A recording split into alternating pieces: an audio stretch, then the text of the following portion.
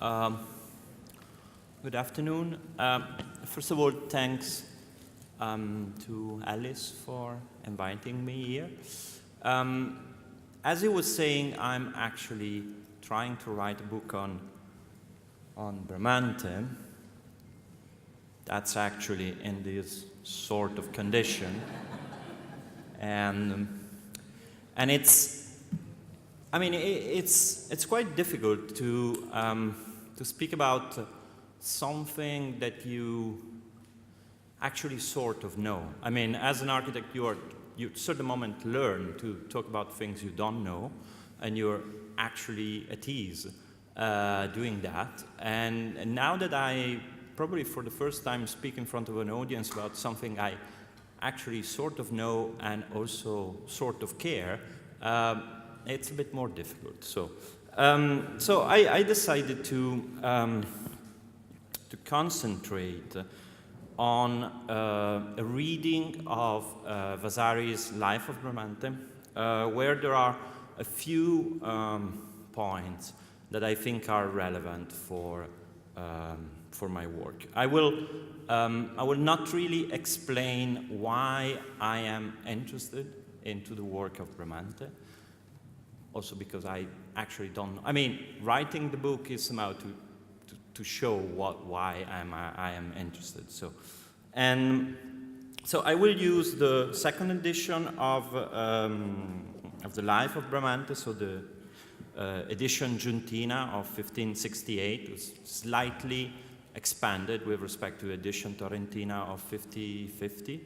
Normally, scholars prefer the Torrentiniana because it's better written, but that's not really a problem with the Life of Bramante, because the life that become in the second edition more rhetorical and plump are the core lives, and being that Bramante was not a Florentine artist, is not on the, let's say, main track of Vasari. So it's a very beautiful piece of literature, I think. It's a short thing, it's like 6-7 pages. And it starts, like all lives of Bramante, of Vasari, with a short introduction. So there's an introduction into each life. In the introduction, Vasari touches on to two things. I read these two things. So, but no less essential than all these was the election to the pontificate at that time of Julius II, a pope of great spirit, full of desire to leave memorials behind him.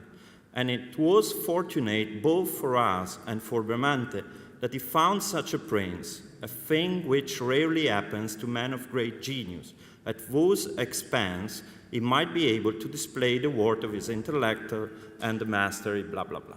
So the first thing is a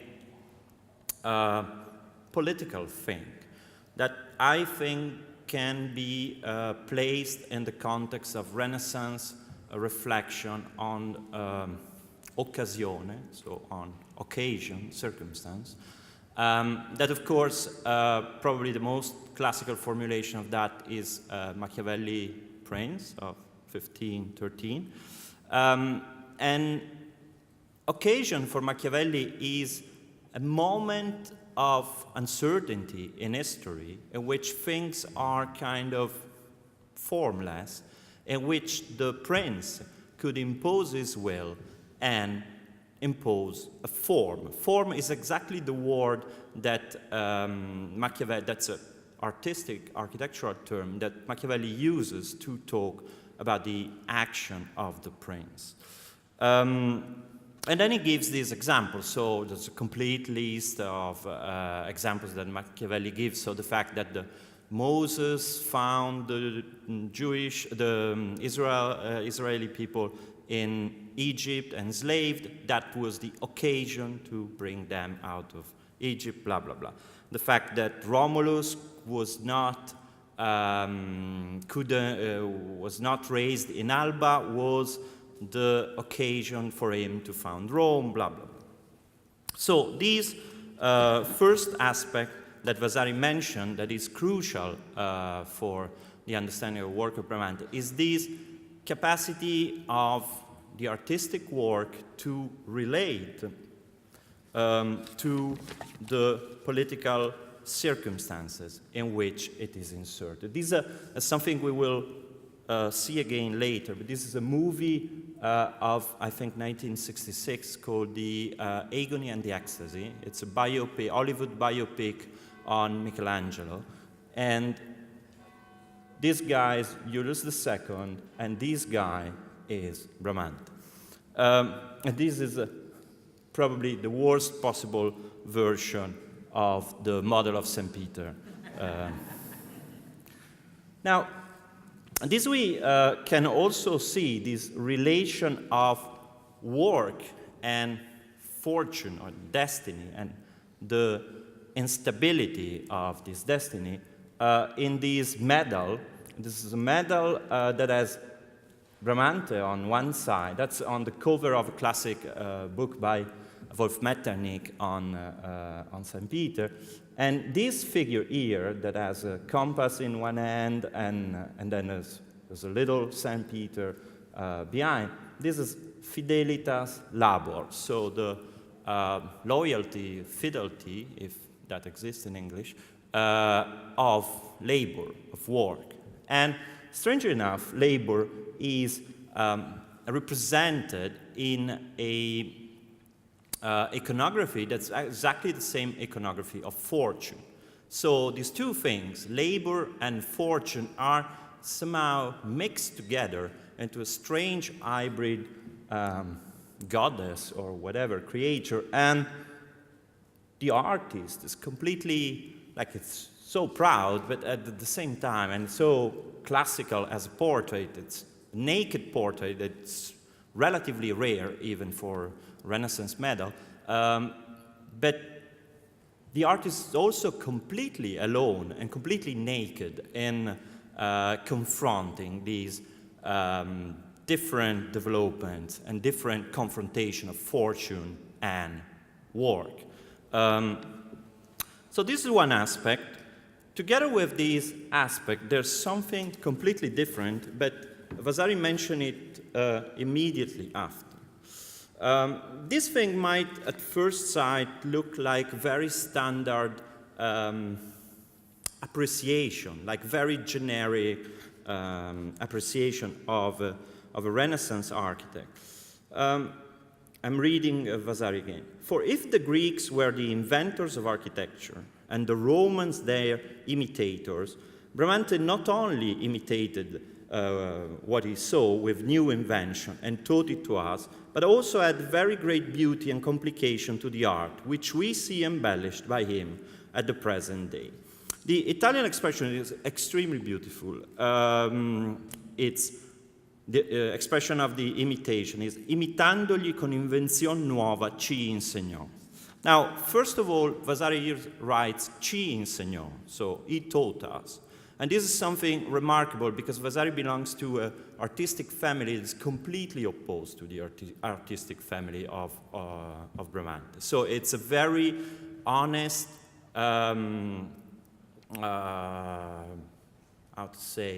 confirmation of the impact that Bramante had on Renaissance architecture, also for people not exactly belonging to his lineage.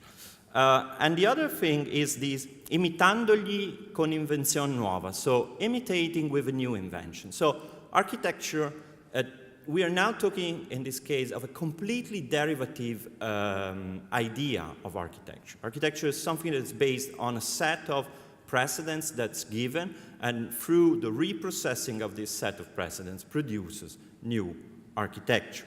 By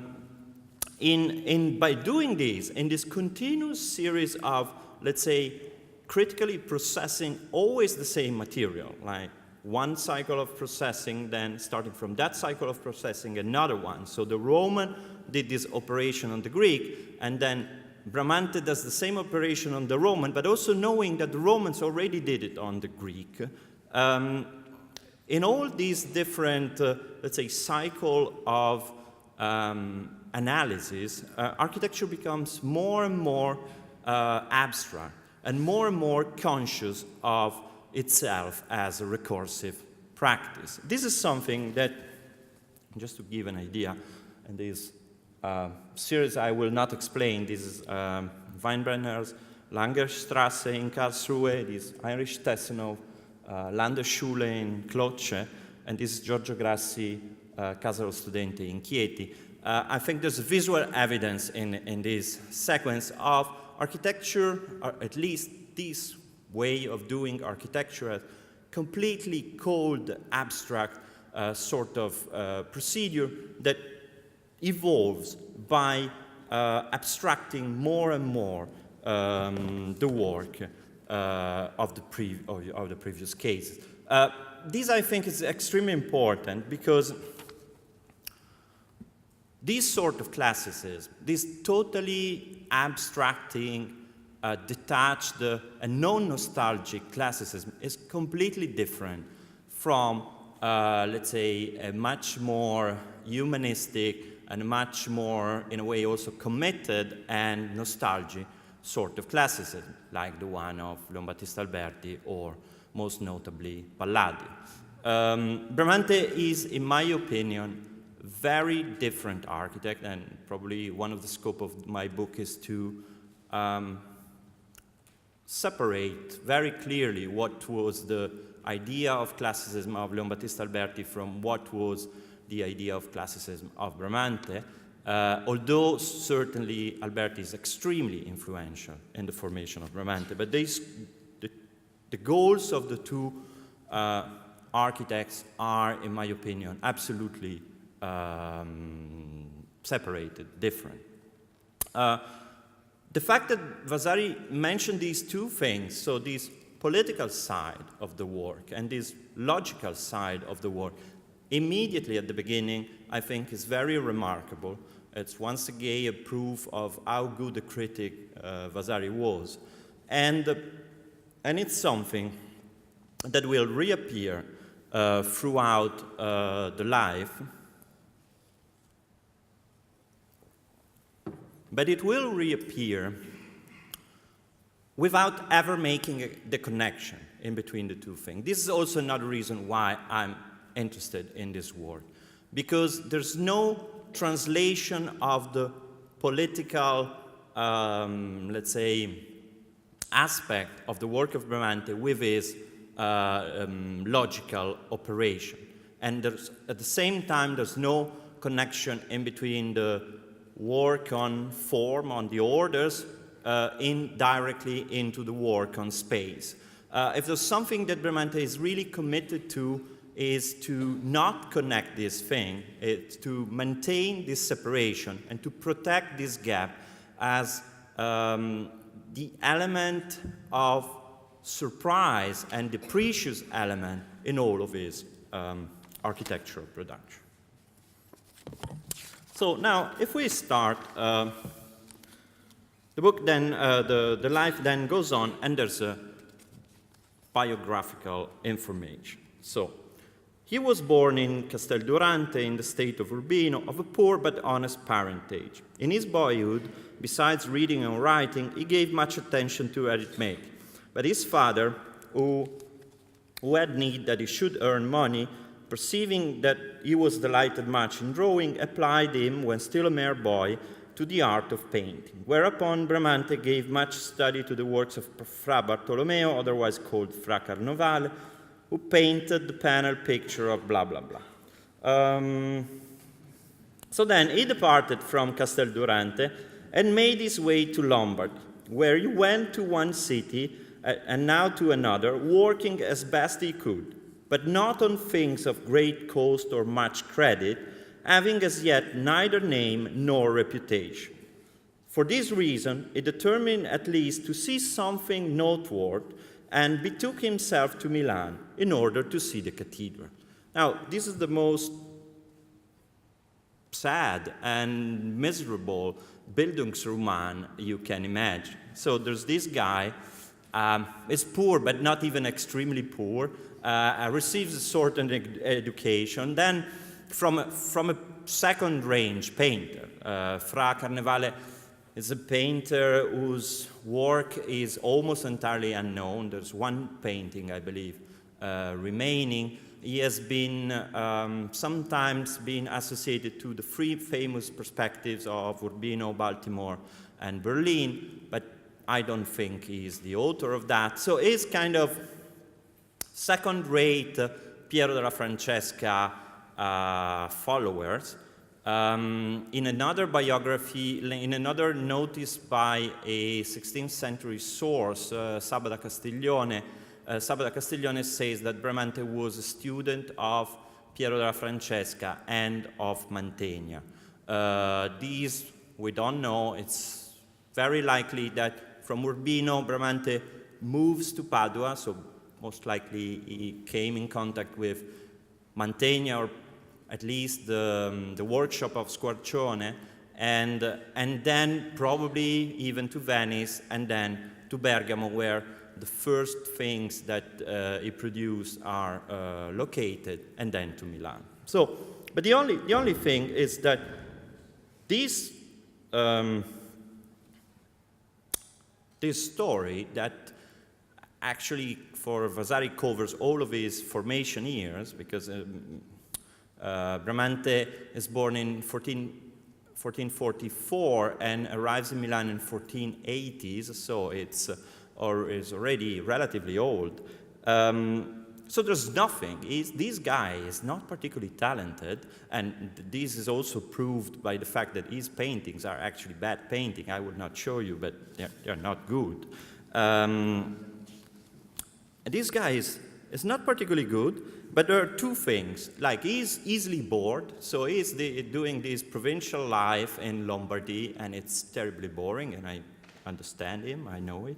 And the second thing is that he started to be interested in architecture only after seeing the cathedral. So the first 30, 35 years of his life for Vasari, the only notable thing that Bramante does is go on a Sunday trip to see the Cathedral of Milan. That, by the way, was not even finished, because the cathedral has not been finished until the 19th century. So when Napoleon was crowned King of Italy in a revival of this title in 1805, the church was still with a temporary roof, and Carlo Emilio Gadda, who describes the thing in one of these extremely long footnotes to La Dalgisa, writes that the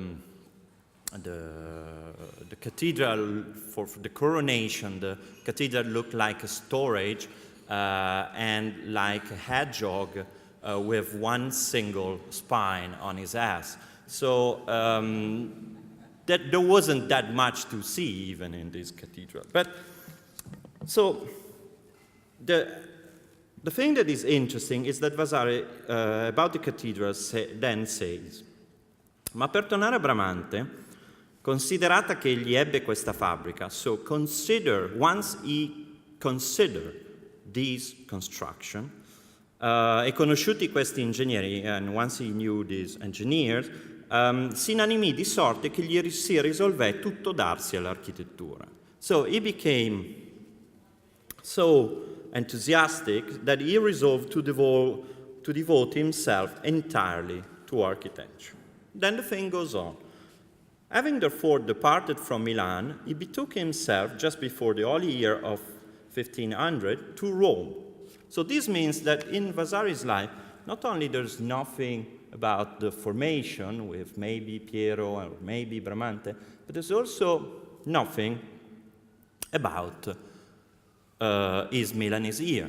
So the only thing is a short note about the fact that he went to see, just to see as a tourist, the Milanese cathedral. What is interesting is that, although this is really not reliable, the story is critically, I believe, correct.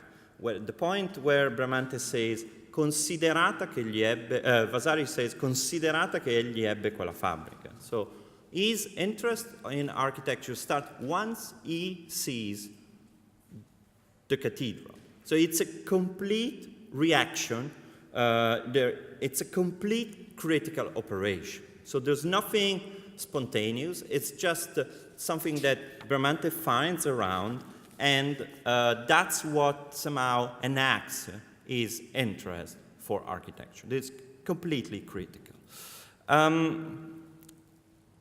We can here combine the story of Vasari with one of the few texts that are left, that are originally written by Bramante. So we have the literary production of Bramante that we still can read is made of something like 25 sonnets, not even bad, that are filed under the title the Sonetti delle Calze, so sonnets of the stockings, but more literally, more probably trousers or leggings. So, it's just kind of comic sonnets in which he claims about his poverty and basically asks other people to buy him trousers.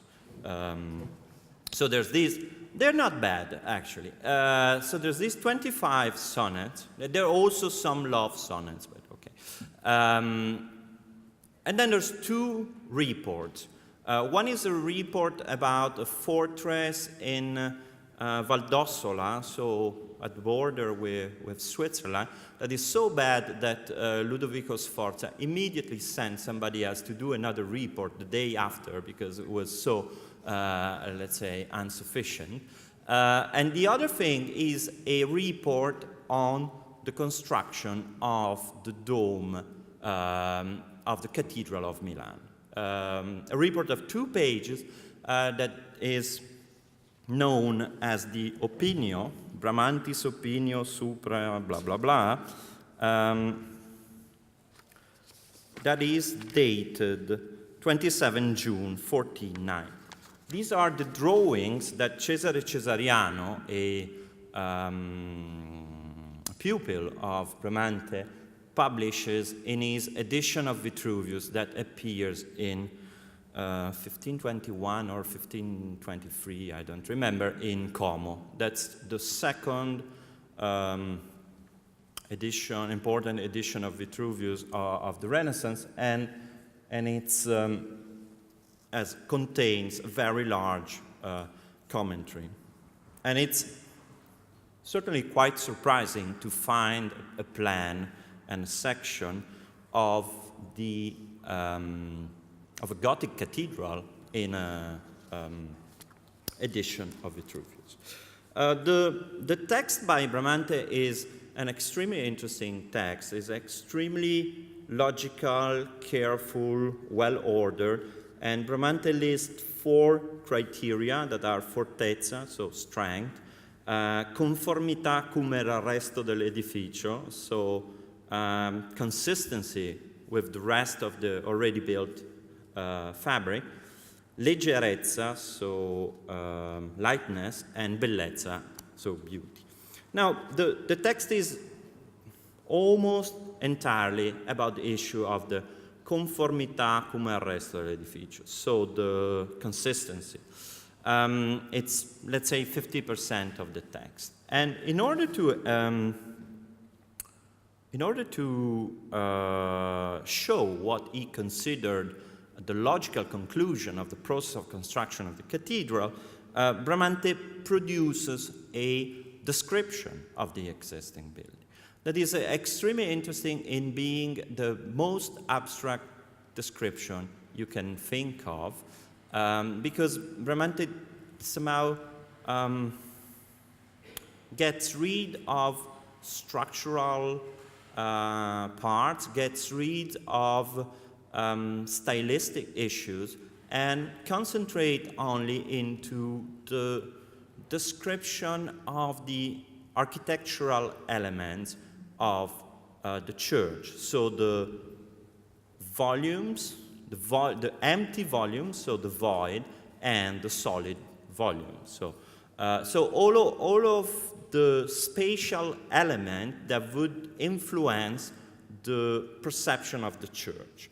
And they are related in a mathematical fashion. Like he writes something like, this building is divided into 4 volumes of different height, some of the same width and some not.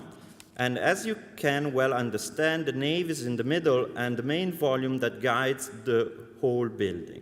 At the sides descend 2 wings, making the 2 minor volumes, which are equal in width but different in height, as we said above, because the one that comes closer to the walls is lower. So it's the Italian of the 15th century, so it's in my bad English translation. So it's a bit complicated, but it's extremely analytical. There are these mathematical relation in between parts, and it gets to very sort of mathematical conclusion. And because this nave is roofed entirely with half-square cross-vaults, nowhere it is possible to make a perfect square except where the crossing intersects with it. In no other place can a volume of greater height be built except there. Therefore, this is the square above which it will be possible to place the 4th volume. The 4th volume being the dome that goes on top of the crossing here. So you see this is a semisquadre in the beautiful Italian of the Renaissance, so 1 by 2, and this is the only one that is 2 by 2. So, and there, the debate was about whether to build an octagonal dome there or a squarish one, and Bramante said the consistent decision is to do the square one, and of course the octagonal one was built. What is interesting here is that Bramante doesn't even mention the fact that it's a Gothic cathedral, something that we would consider being very important for a Renaissance architect. What Bramante does is to produce a description that is pretty much like those things that I guess you know by James Stirling, that are this very strange drawing in which the axonometric drawing, so a very technical drawing, is used to describe a spatial organization. And the elements that appear in Bramante's description are not structural. He doesn't speak of pillars, blah, blah, blah. There's a structural logic in the combination of the volumes, but it doesn't focus on the structural thing. It just focuses on the combination of these volumes that are sometimes actually existing and sometimes only void. So it's a very strange class of phenomena that is recognized in this description, and this class of phenomena is a class of purely architectural phenomena. That is, I think, the same set of phenomena that appear in this drawing by Stirling. So basically what alters your perception. So if there are steps, they are relevant because they alters your perception of the space, and then these are the other objects that appear as figure in your perception of the space. At the end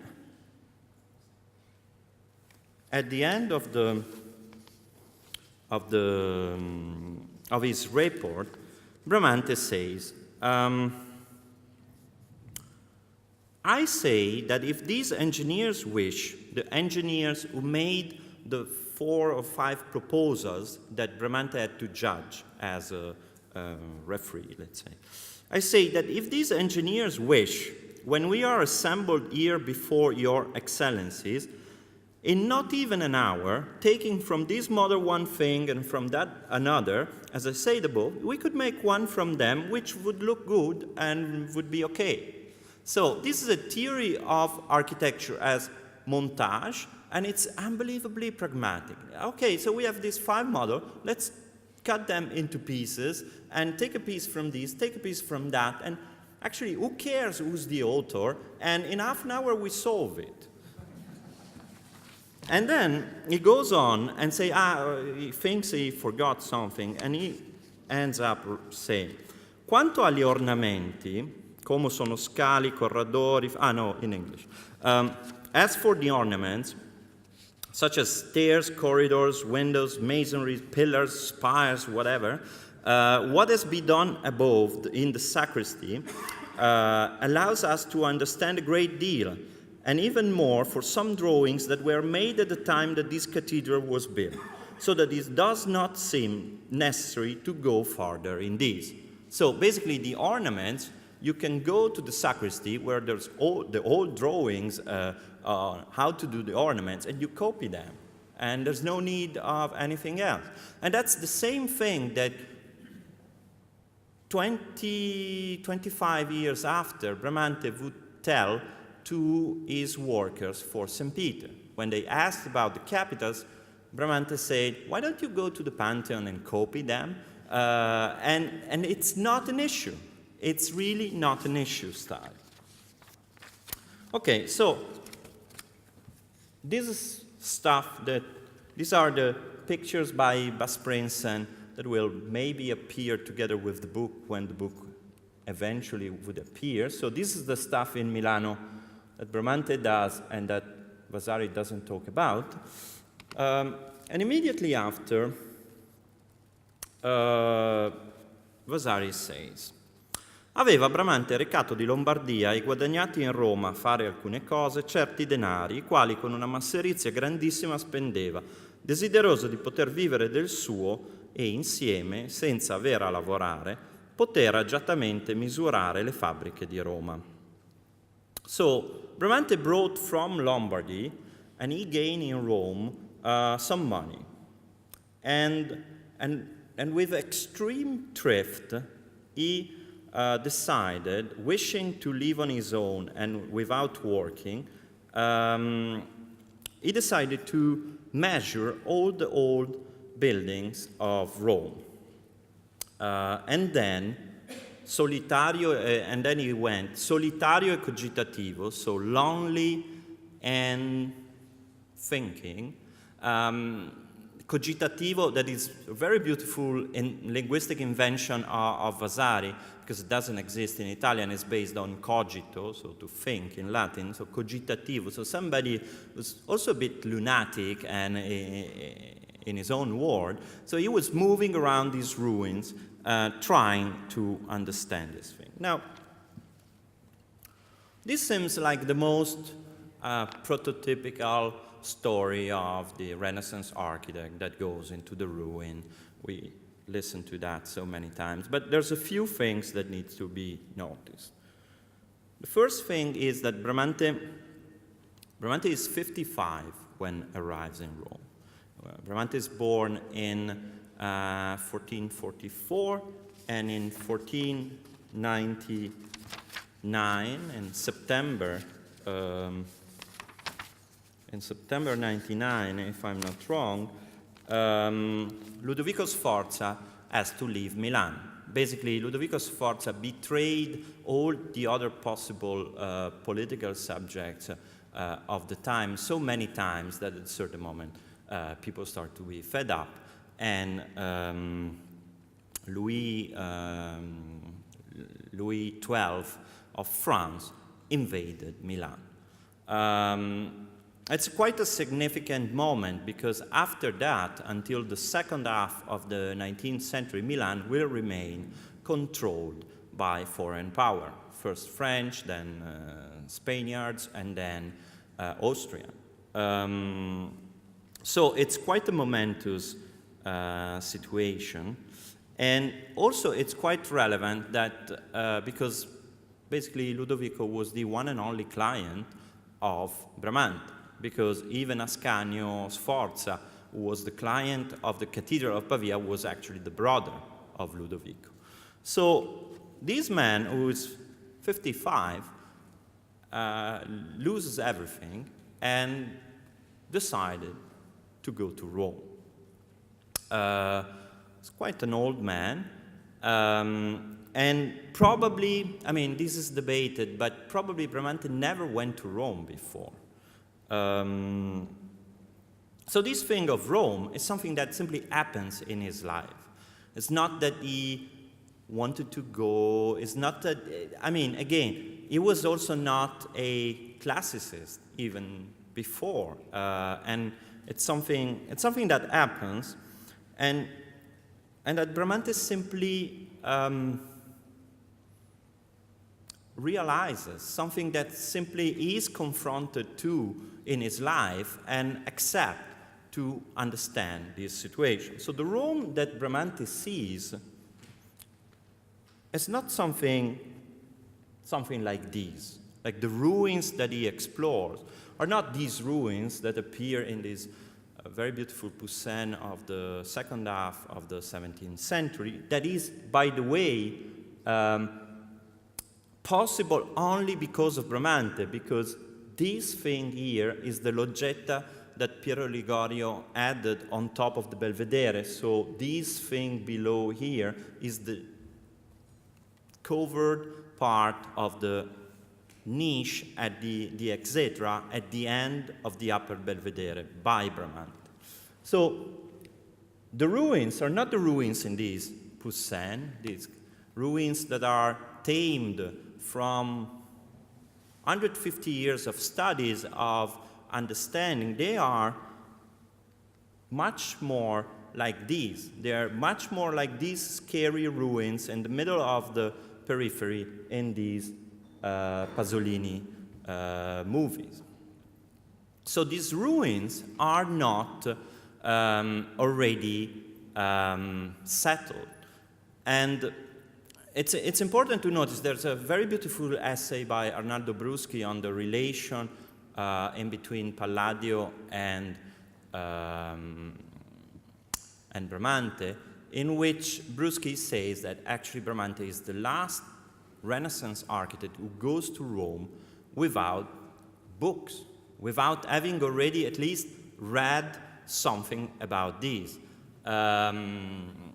This is a combination of things, but you also have to think that in 1490s, the printing press was still not particularly efficient, was still a relatively new invention, and there were no architectural books with drawing in it. There were very little architecture books, like a few copies of Vitruvius and a few manuscripts copied from Leon Battista Alberti, but certainly there were no books with illustration. The first illustrated treatise of the Renaissance is Serlio, that is 2 generations after. So Bramante arrives there, is confronted with this city that he absolutely doesn't know in the end. And it's also a city that strikes him, I believe, in a manner very different than the manner in which the same city stroke Leon Battista Alberti or others. Bramante is, I believe, impressed, first of all, by the size of the city. Like the ruins of ancient Rome were the ruins of a city that, okay, the calculations are different, but it was a city of 1 million and a half inhabitants, and the biggest city that Bramante ever saw in his life was Milano, probably, was maybe 100,000. And there was no other European city that was bigger, like Paris, Milan, maybe Venice were around 100,000 inhabitants. Istanbul was maybe 300,000 at the time, but a city of 1.5 million inhabitants was something completely ununderstandable for somebody who came from that sort of urban reality. So Bramante is much more shocked by and interested by these than by all the archaeological things like the triumph arches, all these things that fascinate so much Giuliano Sangallo and all these other figures. This feeling for scale and this combination of fascination but also fear for these ruins, I think is something that remains through all of the production of Bramante. There's this, again, double approach to the ruins. So Bramante is extremely detached and copies the thing in order to reuse and learn in the most practical way from the orders and so on. But on the other side, the ruins are also these sort of relics of a strange power that we do not understand anymore. So these ununderstandable massive objects that are spread into the landscape that probably contain something that an approximation is this very obscure but fascinating expression by Pasolini that is that appears in a documentary on Sana'a in Yemen, where Pasolini reads into the ancient city of Sana'a in the building themselves, this thing that he calls the la forza rivoluzionaria del passato, so the revolutionary force of the past. And what does it mean? This only Pasolini, or maybe not even him, would know, but there is some strange power in these ruins, and this power is something that's also very violent, very unfamiliar, and this side of the Roman heritage will remain throughout the production of Bramante. The other thing I want to say is that the city that Bramante finds, so the Roman ruins, is not something he was searching. It's a purely biographical condition. He went to Rome, and that's the city that he found. It's exactly the classical city for Bramante is exactly the city as found in the sense of the Smithsonian. It's the word that he bumped in, like in Wittgenstein terms, die Welt wie ich sie vorfand habe. Like, so, and the other thing I want to add on this is that the following architecture, like Bramante arrives to Rome and then start to do an architecture is completely different from the architecture he made in Milano, or at least apparently, is completely based on this experience of the ruins, and on the ruins only. Like if you see contemporary architects like Giuliano da Sangallo, there's an attempt to bring together what they learned from the ruins with what they learned from Vitruvius, with a certain, at least in principle, tectonics. In Bramante, there's nothing like that. There's only the ruins. Doesn't care about Vitruvius and doesn't care about tectonics and constructive issue. There's only what he found in the city. And this attitude is absolutely the same compared to the attitude of Machiavelli. Machiavelli writes this super long commentary on Titus Livius, so the notes on the first 10 book of Livius, and he never ever quotes any single Roman political author. So there's no quotes of Cicero, for instance. There's no Roman political theory in Machiavelli. There's only Roman history. And that's sufficient to produce all of his argument. Now, this is very well expressed in a letter that Guglielmo della Porta wrote to Bartolomeo Ammanati in 1560s, so much after Bramante's death. And he says, Bramante used to say that people who come as masters in Rome, masters in the profession of architecture, it was necessary to get naked and to change their skin like the snakes do, because they needed to unlearn what they learned before, and that he proved with his own example. saying that before he saw Rome, he believed he was an excellent architect. But after seeing Rome, he understood that he had to restart from scratch, and then goes on. So this is something that brings to what is probably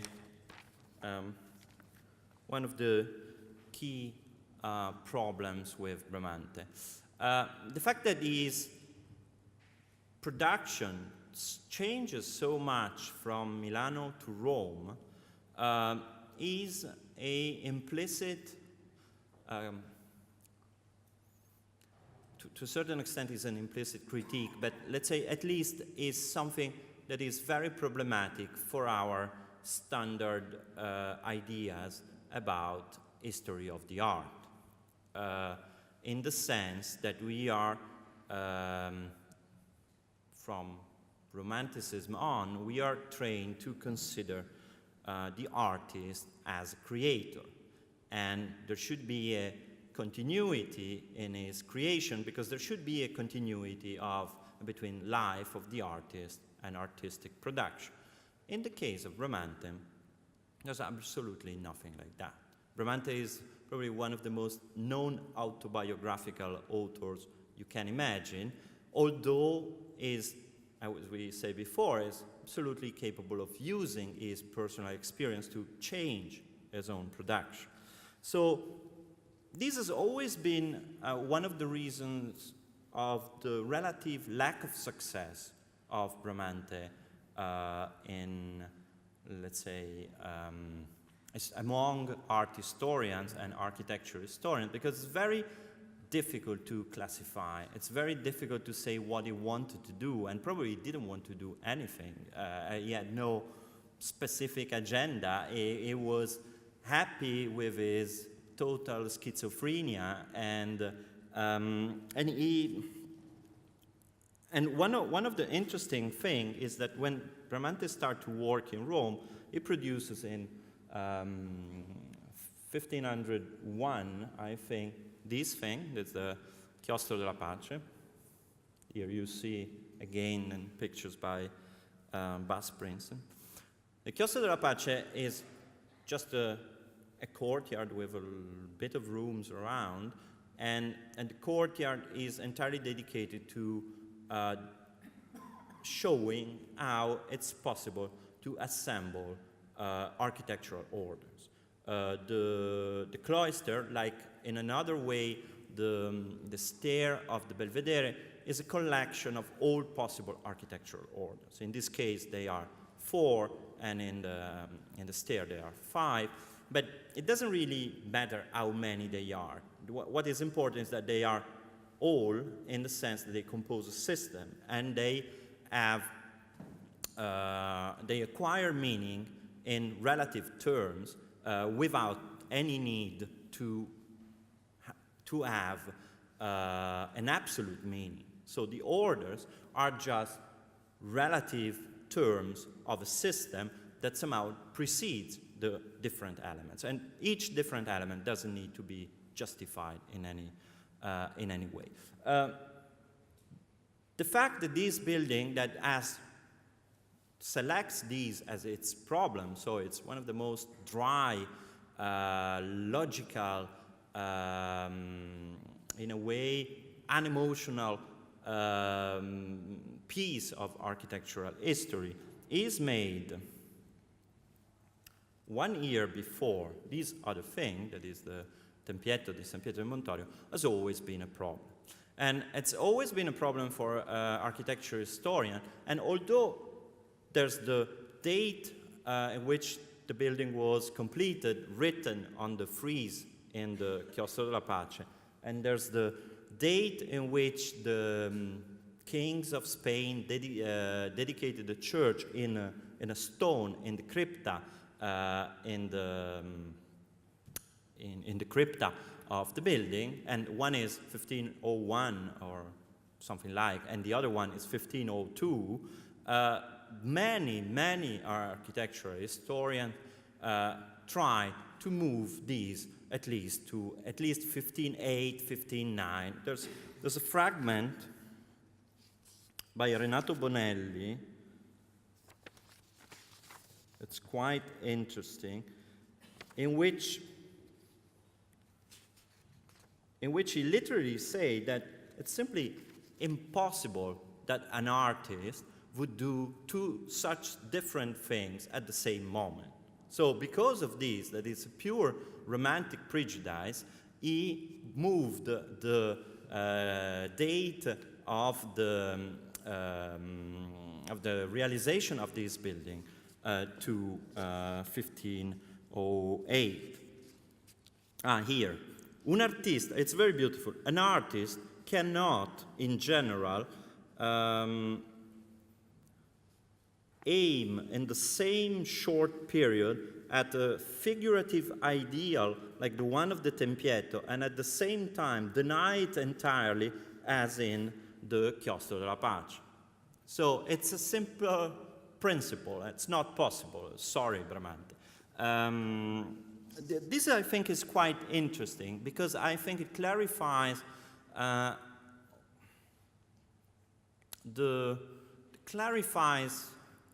Bramante's work in his incredible anti-romantic commitment. That I think is one of the things that attract me the most to his work. The other thing that we can say is that indeed these two things, indeed these two things are extremely different, and if the cloister is so logical, cold, and abstract, this is actually absolutely pop product. Like this is the building that in a way created the fame of Bramante, and this is just kind of a pop icon put together with a certain cynicism to bring together in the same object all of the possible classical elements. It's as classical as you can wish in 1500 in Rome. So classical is round, classical is Doric. It's Doric in the version of Vitruvius. In the version of Vitruvius is as the columns, yes, the columns, as the dome, yes, the dome. It's relatively vulgar, kitschy thing. And the only good thing about this is that once you accept this very cynical starting hypothesis, then this starting hypothesis is developed with incredible skill, because this object is anyhow a super small object. And Bramante is also extremely honest and sophisticated in showing the problems. For instance, if you want to enter, you can scale down all of the building, but then at a certain moment, if you want to put a door into it, the door needs to have the dimension of the door. Then the problem is you shrunk so much the interval in between these pilasters that correspond to these columns, because you want to have all prototypical things, so also perfect correspondence, blah, blah, blah, that in the end, you will not see perfectly. You have to cut brutally the door into the pilasters. Of course, this is done by Bramante following the example of the Temple of Hercules in Cori, so it's done with extreme erudition, but at the same time, the problem is declared with a sort of sense of humor that is very different from the sense of humor, for instance, of Giulio Romano. The triglyphs that are falling down into the from the entablature of Palazzo Te are somehow a joke about the rest of the world, about the history, about what's happening, the condition, about the zeitgeist in a way. This is a joke by the architect only about the architect himself. The architect is so stupid that he's not even able to solve this problem. And this tendency towards self-denigration, in a way, happened exactly in the same way in the Sacello of San Satiro in Milan. You see, this is the pre-existing Paleo-Christian thing. So this thing is a restoration. Basically, Bramante encircles the old structure with this cylinder that strengthened the building, of course, based on the Tribune Morte by Brunelleschi, adds these, and then adds this thing. And once again, you have this situation in which everything is kind of scaled down, and the element is not, the corniche is anyhow a corniche, like a door is a door, so the corniche you cannot scale down, and somehow these conflicting things are sort of brutally declared to the audience. And certainly this is something that's very, it's a joke only for architects. It's a joke on architects only for architects. So it's extremely, let's say, self-enclosed. But there is this element of, sense of humor that I think is also the thing that will help us conclude my talk, as Alice was suggesting.